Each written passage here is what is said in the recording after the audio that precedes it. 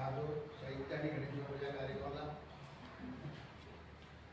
आपल्या श्री छत्रपती शिवाजी महाराज सार्वजनिक शिक्षण मंडळ भूषणी या शाळेचे उपाध्यक्ष सन्माननीय भाई शिंदे तसेच शिक्षण मंडळ या संस्थेचे सर्व सगळ्याची माहिती नाही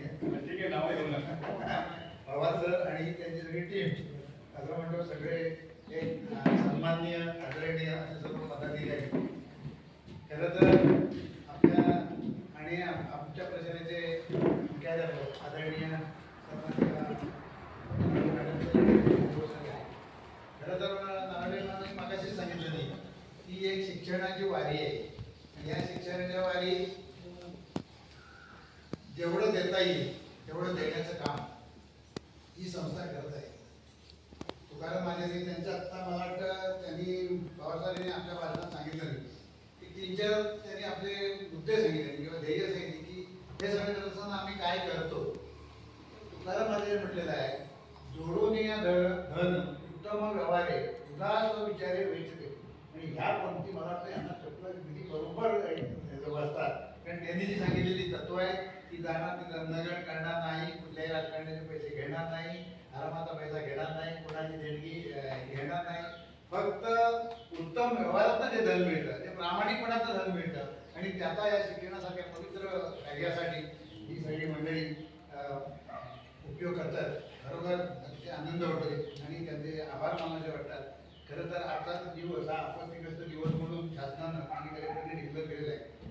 तरी पण आपल्या ध्येयापासून अजिबात विचलित न होता त्यांचा जो कार्यक्रम आहे मला वाटतं 12 वाजताची वेळ होती पण ते 11:30 वाजता झाले.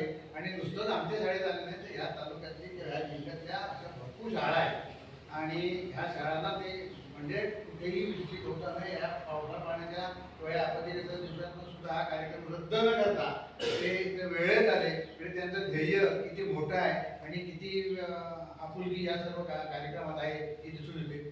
मला या कार्यक्रमानिमित्त आज विशेष असं कौतुक वाटतंय की आमचे मित्र प्रदीप सुर्वे हेही या संस्थेत आहेत.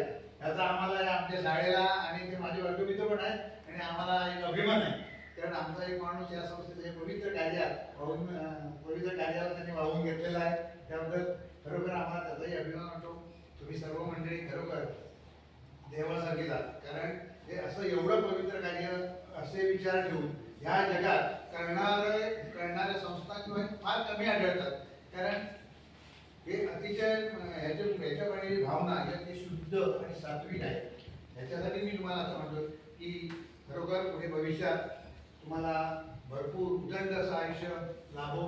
ही सेवा अविरतपणे तुमच्यातून घडत राहो अशी मी परमेश्वराला विनंती करतो आणि तुमचे आभार म्हणून माझ्याकडे